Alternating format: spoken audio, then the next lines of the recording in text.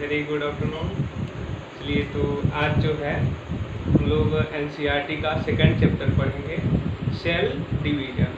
ठीक है, तो अभी तक हम लोग जो सेल जो चैप्टर है उसको हम लोग पढ़ चुके हैं।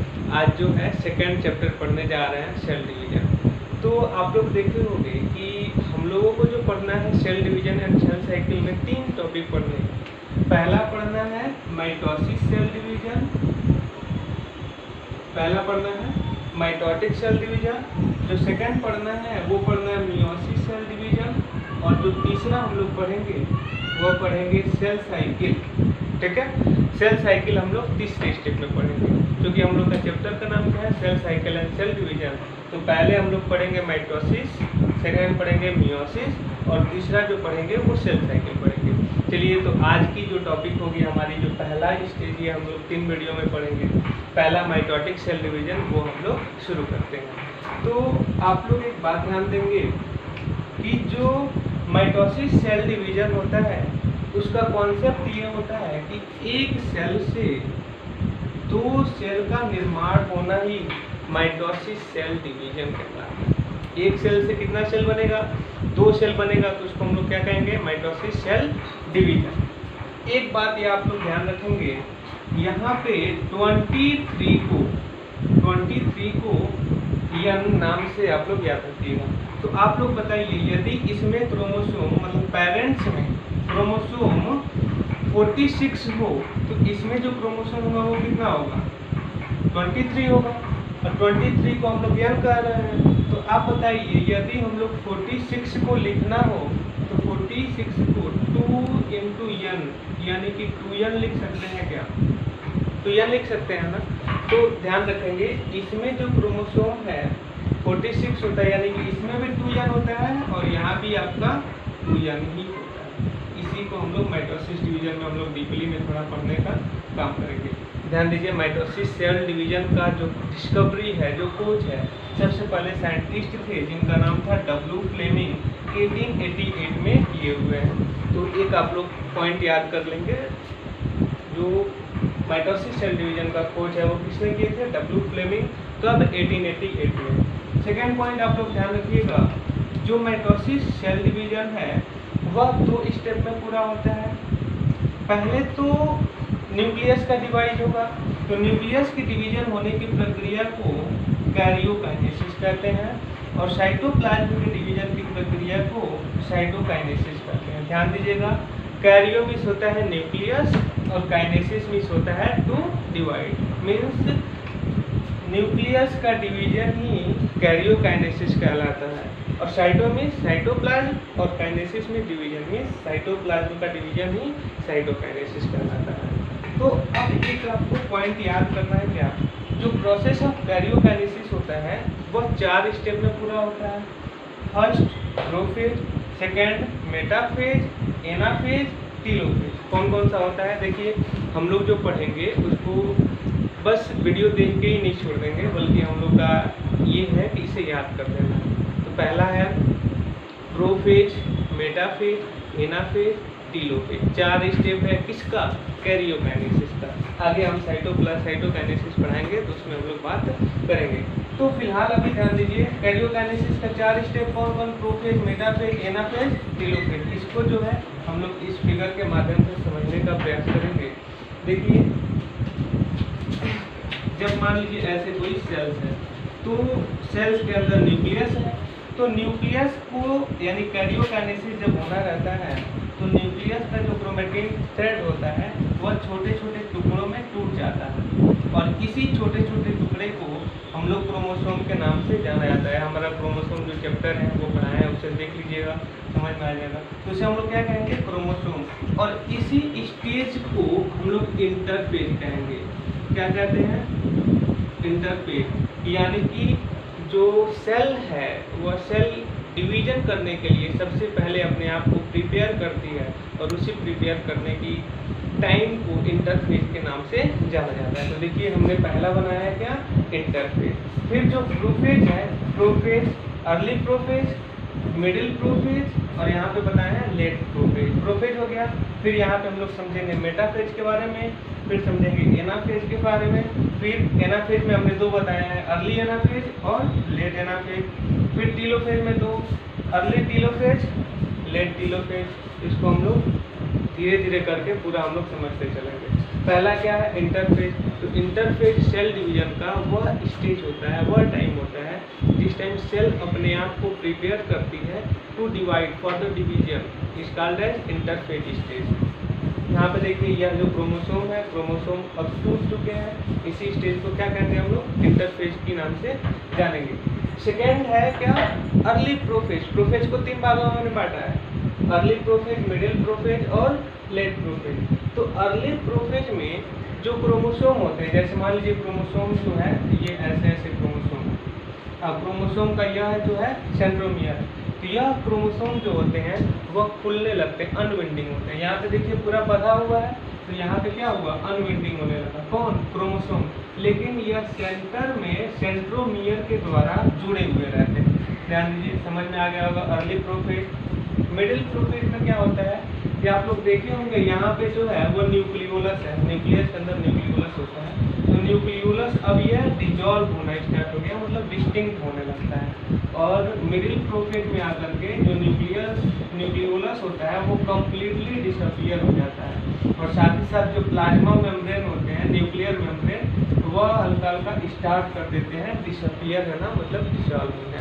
ठीक है, नेक्स्ट देखिए लेट प्रोफेज में क्या होगा, न्यूक्लियर मेम्ब्रेन कम्प्लीटली डिसअपियर हो जाएगा और क्रोमोसोम कम्प्लीटली अनविंडिंग हो जाएंगे, लेकिन जुड़े रहेंगे अपने सेंट्रल पॉइंट से, जिसे हम लोग क्या कहेंगे, सेंट्रोमियर के नाम से जानेंगे। ये कहाँ पे जुड़े रहेंगे आपस में, सेंट्रोमियर के पास। अब देखिए सपोज कीजिए जो क्रोमोसोम है वो कम्प्लीटली खुल चुके हैं, और खुलेंगे तो कैसे दिखाई देंगे आपको, ऐसे ही तो दिखाई देंगे, और बीच में आपस में यहाँ पे जुड़े रहेंगे। अब हम लोग क्या करते हैं, सपोज कीजिए हमने ऐसे किया है हाथ, दो हाथ ऊपर से कोई आदमी पकड़ के ऊपर की तरफ खींचे, और दो हाथ दो पैर नीचे पकड़ के खींचे, तो एक स्टेज ऐसा आएगा जिसमें बीच से फटने की चांसेस है। सेम टू सेम वैसे ही यहाँ पे जब मेटाफेज स्टेज आता है तो सेंट्रोसोम होता है, जो सेंट्रोसोम आप लोग पढ़े होंगे सेल के न्यूक्लियस के ऊपर पाया जाता है। तो सेंट्रोसोम डिवाइड हो जाता है सेंट्रियोल में, एक सेंट्रियोल ऊपर चला जाता है और एक सेंट्रियोल नीचे चला जाता है। जिसमें देखिए एक सेंट्रियोल ऊपर चला गया है और एक सेंट्रियोल नीचे आ गया है। अब यहाँ पे देखिए जो ब्लू कलर का बना हुआ दिख रहा है ये आपका क्रोमोसोम है, और यह जो सेंट्रियोल है यह स्पिंडल फाइबर का फॉर्मेशन किया गया है। स्पिंडल फाइबर जो होता है वह दो तरीके का होता है। एक देखिए होंगे स्पिंडल फाइबर जो होता है बिल्कुल बीच में, क्रोमोसोम के बीच में आकर के पकड़ा है, तो जो बीच में आकर पकड़ा होता है उसे हम लोग कहते हैं मेन स्पिंडल फाइबर। ठीक है, लेकिन जो किनारे किनारे जो इसके आर्म को पकड़े हुए हैं इसे हम लोग कहते हैं एसेसरी या फिर supporting spindle fibre. Supporting spindle fibre को ये पूछ सकता है कि स्पिंडल फाइबर कितने तरीके के होंगे, तो दो तरीके का। कौन कौन, एक होता है मेन स्पिंडल फाइबर, सेकंड होता है सपोर्टिंग स्पिंडल फाइबर। चलिए तो अब हम लोग समझेंगे कि यह जो स्पिंडल फाइबर है क्रोमोसोम के बिल्कुल बीच से आकर के पकड़ लिया है, और बीच से आकर के पकड़ लिया तो यह क्रोमोसोम जो है ऊपर वाला जो सेंट्रोसोम है अपनी तरफ खींचेगा क्रोमोसोम को, और नीचे वाला जो है वह नीचे की तरफ खींचने को चाहेगा। इस प्रकार से देखा जाता है, दो हाथ कोई मान लीजिए मेरा ऊपर खींच रहा है, दो पैर मेरा नीचे खींच रहा है, होगा क्या, बीच में से फटने की चांसेस होती है। तो सेम वैसे ही यहाँ पे जो क्रोमोसोम होते हैं वो क्रोमोसोम देखिए यहाँ पे ऊपर फट के ऊपर चला गया है और दो है नीचे आ गया। एटोल कहने का मतलब यह है कि क्रोमोसोम बीच से फट जाते हैं और आधे क्रोमोसोम ऊपर जाने लगते हैं और आधे क्रोमोसोम नीचे चले आते हैं। तो एटोल हम लोग देख लिए अभी तक, क्या इंटरफेज स्टेज देखे, नेक्स्ट प्रोफेज स्टेज देखे। प्रोफेज में कौन कौन, तीन, early prophase, middle prophase, late prophase. अब हम लोग मेटाफेज समझ गए। एक बात पॉइंट आप लोग याद रखेंगे, मेटाफेज स्टेज में जो क्रोमोसोम होते हैं वह क्रोमोसोम सेल के बिल्कुल सेंटर पोजीशन में आकर के इकट्ठा हो जाते हैं। किस स्टेज में, मेटाफेजिक स्टेज में। इसीलिए इसी स्टेज को या फिर इसी प्लेट को हम लोग मेटाफेज फेजिक प्लेट या फिर मेटाफेज स्टेज के नाम से जाना जाता है। कौन सा स्टेज? जब क्रोमोसोम जो है बिल्कुल इक्वेटर पे आ जाए, सेल के बीच में आ जाए, उसी प्लेट को मेटाफेजिक प्लेट कहते हैं। मेटाफेज में क्या होता है? क्रोमोसोम मेटाफेजिक प्लेट पे जाके अरेंज हो जाते हैं। अब समझिए एनाफेज। एनाफेज में क्या होता है? क्रोमोसोम इतना ज़्यादा खिंचाव हो जाता है माइक्रोट्यूब्यूल या फिर स्पिंडल फाइबर के द्वारा कि जो क्रोमोसोम होते हैं बीच से फट जाते हैं, आधे ऊपर जाने लगते हैं और आधे नीचे आने लगते हैं। यहाँ पे देखिए हमने 2 का एग्जाम्पल ले लिए हैं, लेकिन क्रोमोसोम कितने हो सकते हैं? 46 हो सकते हैं, लेकिन हम यहाँ पे एग्जाम्पल 2 को लेकर के समझाएं। चलिए नेक्स्ट अब देखिए लेट एनाफेज में क्या हुआ कि क्रोमोसोम जो है स्पिंडल फाइबर क्रोमोसोम को अपने तरफ खींच लिया और यह अपने तरफ खींच लिया। तो यानी कि कहने का मतलब यह है कि क्रोमोसोम जो है लेट एनाफेज में अपने ध्रुव पे मतलब अपने पोजीशन पे जाने लगते हैं। अब समझिए टीलोफेज। नेक्स्ट क्या है? टीलोफेज। तो टीलोफेज में जो क्रोमोसोम होते हैं वह अपने ध्रुवों पे मीन्स अपने पोल पे पहुंच जाते हैं और लास्ट जो होता है जिसे हम लोग कहते हैं लेट टीलोफेज। Late telophase. चलिए तो लेट टीलोफेज में क्या होता है? क्रोमोसोम तो अपने जगह पे पहुंच गए, अब क्या होगा? यहाँ पे नए न्यूक्लियर मेम्ब्रेन का फॉर्मेशन होता है। तो नए न्यूक्लियर मेम्ब्रेन का फॉर्मेशन किसमें होता है? लेट टीलोफेज में।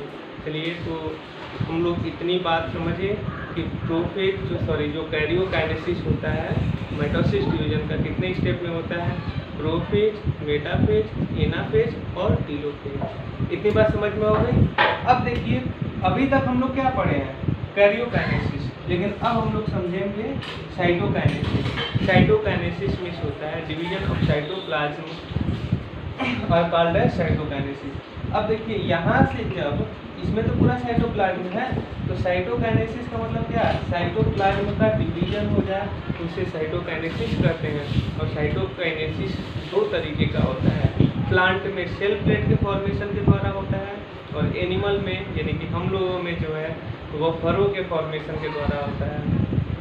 ठीक है, तो सेल प्लेट बीच में ऐसे पहले सेल प्लेट बनते हैं, फिर सेल प्लेट आपस में जुड़ करके सेल प्लेट का फॉर्मेशन कर देते हैं इस तरीके का प्लांट में।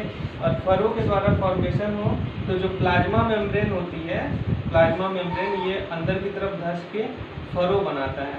देखिए यहाँ पे फरो का फॉर्मेशन हुआ और फिर ये धसाव इतना ज़्यादा आ जाता है कि यह दोनों बीच में आकर के जुड़ जाते हैं और बीच वाली मेम्ब्रेन डिजॉल्व हो जाती है एंजाइम रिएक्शन के कारण, जिससे 1 से 2 सेल का फॉर्मेशन हो जाता है। इसे हम लोग कहते हैं साइटोकाइनेसिस। चलिए तो उम्मीद आपसे है कि आप लोग की जो मेरी जो वीडियो है वो आप लोग को पसंद आएगी और पसंद आए तो लाइक भी कीजिएगा। Thank you.